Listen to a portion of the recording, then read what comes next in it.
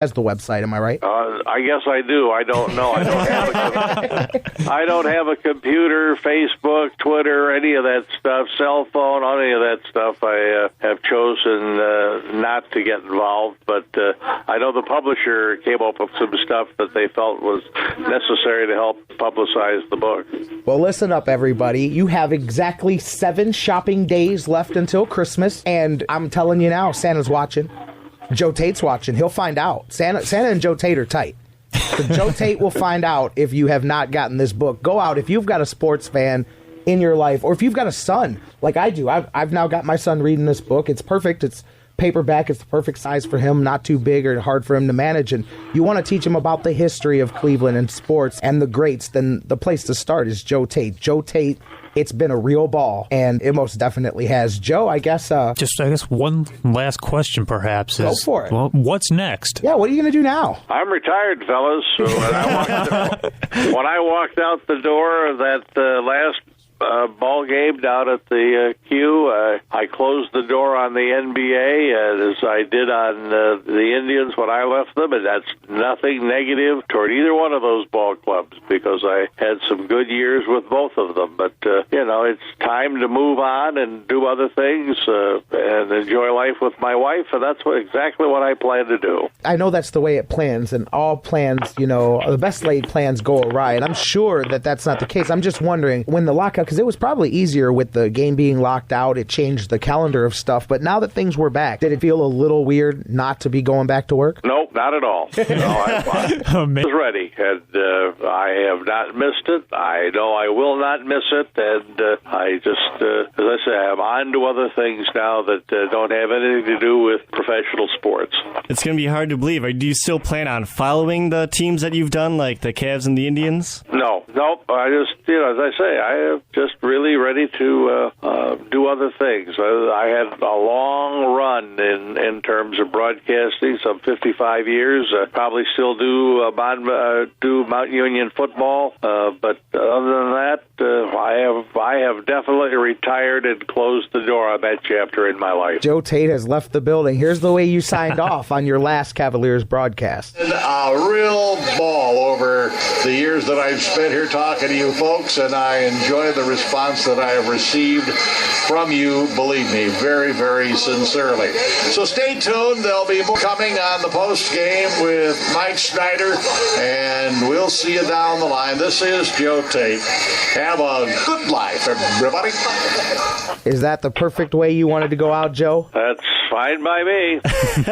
And that's it. Those are the last words Cleveland's going to hear from the legendary Joe Tait, barring any changes in the future. Wow. Well, I don't think there will be, so you can just put those away, and that's good enough for me. Put it in stone. I'll tell you what, guys, I can't thank Joe Tait enough for this. I mean, we ended up turning this into an entire show, and this entire 2 hours has been dedicated to you and your fabulous career, but we just want to thank you for giving us the opportunity to do this and spend some time with you and open up our listening audience to some of your experiences. Well, thank you very much. It's been a real ball. Joe Tait, for the first time in your life, you have a good night. And, thank you very we'll much. We'll take care of the broadcasting from here. Thank you so much, Joe Tait. You're welcome. Yeah, that was pretty cool. We were really honored to be able to do that and just do our little thing to show our appreciation for a guy like Joe Tait. And very cool. And some of the other Cavaliers, they heard what we were doing, jumped in. I couldn't keep the guys out of the line saying, hey, I want to talk about Joe Tait too. Really cool stuff. And it was cool. And I just said cool a bunch of times, but that's a good word to use. Honored, humbling to be a part of it so early in our career. But I'll tell you what, let's go ahead and take the final break of the show. When we come back, there's more Joe Tait, because I got a chance to follow up that interview years later, not that long ago, right here on the Sports Fix. This version, this incarnation, I got a chance to go one-on-one with Joe Tait. Follow up on the interview that you just heard. Let's do that when we come back. Even more Joe Tait coming your way next here on the Sports Fix. Giddy up, jingle horse, pick up your feet, jingle around the clock, mix and a mingle in the jingling feet. That's the jingle bell, that's the jingle bell, that's the jingle bell rock.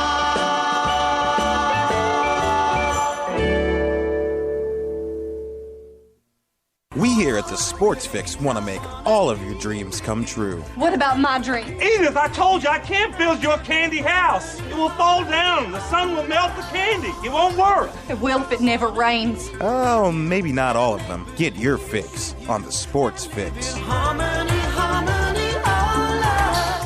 Portions of the Sports Fix brought to you by Fantasy Jocks. Looking to upgrade your league trophy? Check out fantasyjocks.com for championship belts, rings, trophies, and more.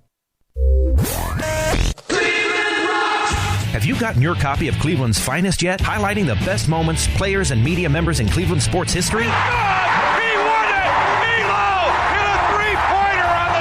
In-depth personal interviews with some of the top names in Cleveland sports fill the pages of this incredible book. Cleveland's Finest by Vince McKee is this year's must-have book for every Cleveland sports fan. Available now at Amazon.com. Get your copy today. You love Cleveland, and you already know how much we love Cleveland. You know who else loves Cleveland? GV Art and Design. Everyday fans, you and I wear our pride on our sleeves. Now, you can wear your pride on your chest. GV Art and Design has one of the hottest Cleveland sporting lines. Log on right now to gvartwork.com. Check out all of their fantastic designs. And don't forget, use the sales code FIX10, FIX10, to save 10% on your total purchase. Follow gvartwork.com on Facebook, and remember, GV Art and Design, it's not just a shirt, it's a statement. Let's talk about the X's and O's of family entertainment. Every parent in Ohio knows the importance of being able to draw up an activity that'll get you out of the house for a couple of hours. But it needs to be affordable. It needs to be family friendly. Above all, it needs to be fun. Now, let's talk about high school sports. Bang for your buck, school sports provide the perfect game plan for your family. You'll enjoy all of the drama and excitement competitive sports offer. You'll be supporting the future leaders of our community in a meaningful way.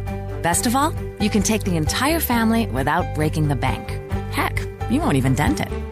Now, enough chalk talk. Let's get out there and see what's playing at the high school in your community. School sports. Good for our kids, good for our community. This message presented by the Ohio High School Athletic Association and the Ohio Interscholastic Athletic Administrators Association. Hey, Cleveland, this is Raymond Rowe, the baddest man in professional wrestling, wishing you and your loved ones a Merry Christmas and a Happy New Year.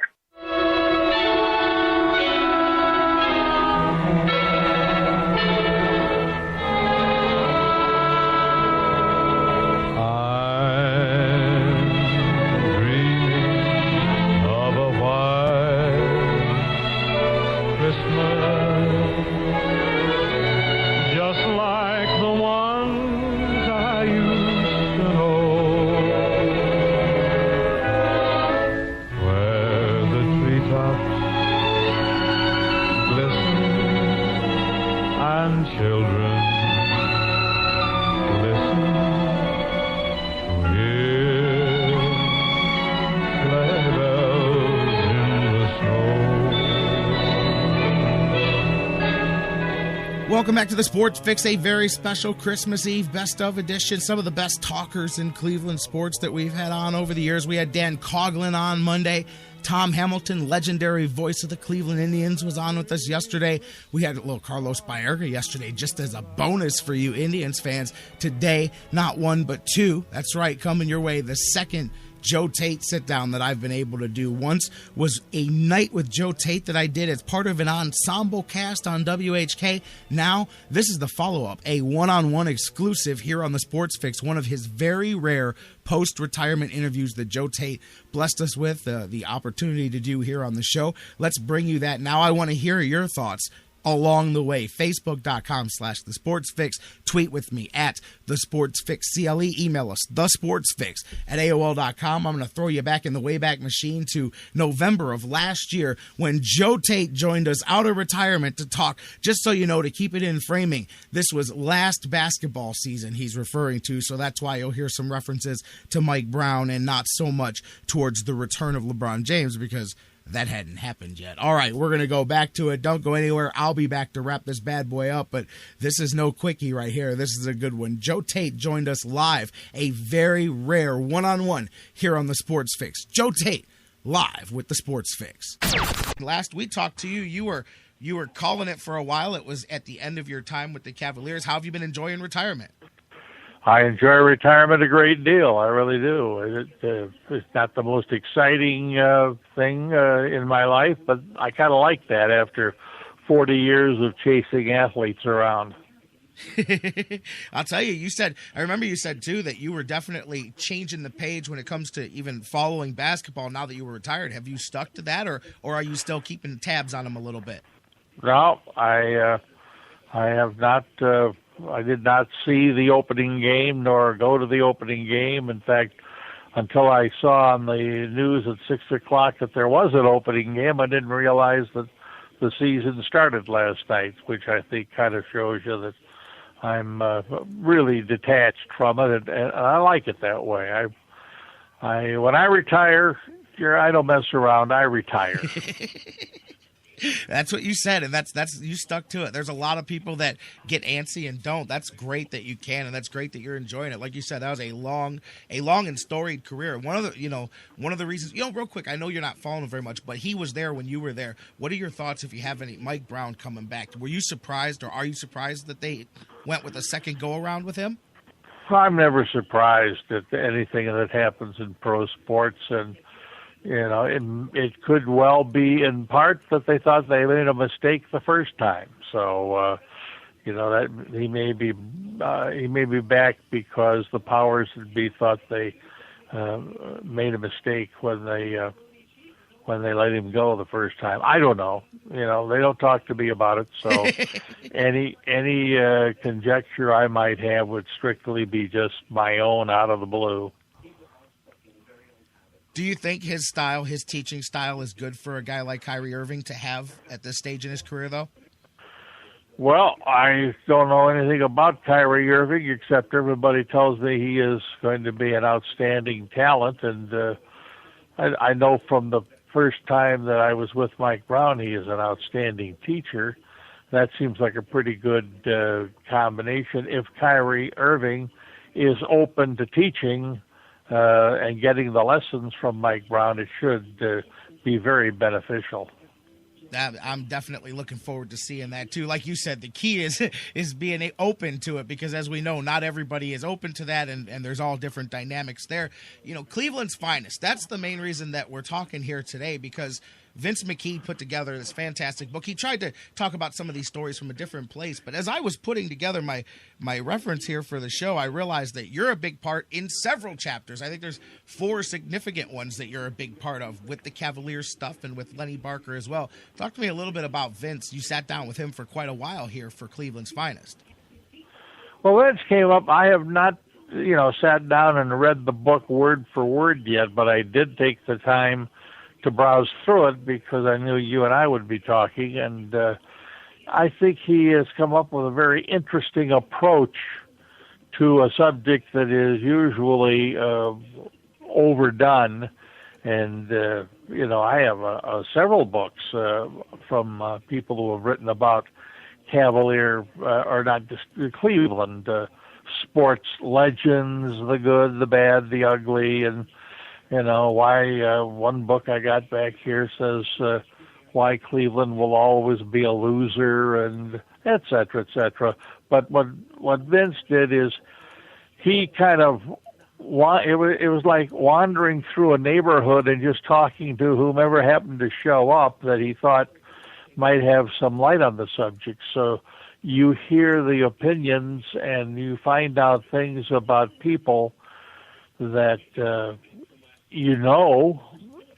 because you've heard them or you've read them stuff, but they're very candid, and I think it's an interesting approach to a subject that I say has been worked over, and there are a lot of people, I'm sure, that would find this book interesting because of the fact that it's a novel approach to the subject.